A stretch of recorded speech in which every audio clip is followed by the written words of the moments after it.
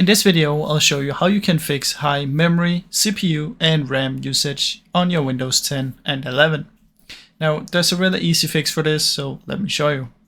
Simply what you want to do is come down here, open up Task Manager, and from in here you can see everything that's using your CPU, memory, disk, network and GPU.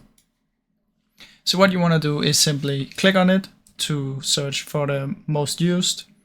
So in here you can see my CapCut is using quite a lot. If I go to memory, you can see CapCut and Google Chrome are the ones that use the most.